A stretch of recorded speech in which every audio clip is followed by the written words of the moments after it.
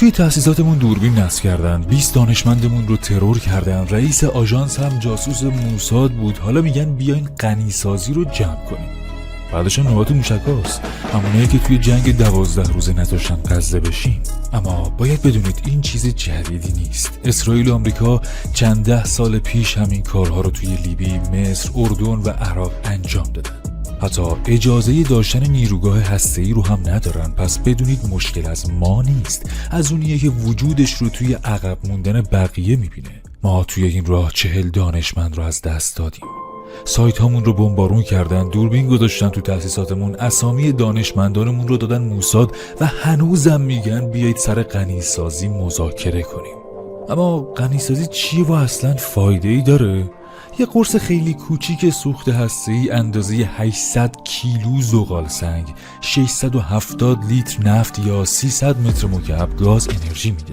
با یه مش اورانیوم غنی شده میتونی یک شهر رو بردار کنی بدون یه قطره نفت. در روزهای خشکسالی و تحریم همین غنیسازی پاشنه آشیل وابستگی ما رو از بین میبره و صدها فایده دیگه. اما ما یه چیز رو باید روشن بگیم: غنیسازی خط قرمز مردمه. برای زندگی برای 90,000 بیمار سرطانی که داروی رادیوییشون از غنیسازی در میاد، برای روزهایی که برق نیست، نفت نیست اما مردم هستن. اما شاید خنده‌دار باشه، آمریکایی که اولین حمله اتمی جهان رو توی هیروشیما انجام داد با دارایی 5000 کلاهک اتمی و اسرائیل با 90 کلاهک هسته‌ای به بهانه ساخت سلاح هسته‌ای دنبال نابودی ایران هستن.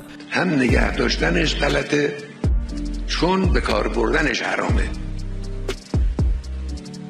کالایی رو انسان محصولی رو بسازه که نمیتونه او رو به کار ببره، باید همونجا بمونه، یعنی حرام قطعا. یعنی اگر چنانچه ما یه وقتی سلاح هسته‌ای می‌داشتیم معلوم بود که هرگز امکان نداشت اون رو به کار ببریم در هیچ جا. نکته کلیدی اینجاست که اسرائیل عضو NPT نیست، به آژانس بین‌المللی انرژی اتمی هم هیچ نظارتی نمیده و با این حال از ایران میخواد شفاف سازی کنه. ما به مسئولان میگیم مذاکره خوبه اما با چشمان باز.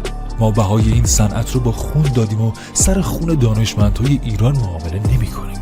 حق ندارید با یه امضا کاری که دشمن با ترور و حمله مستقیم نتونست انجام بده رو دو دستی بدیم بهش.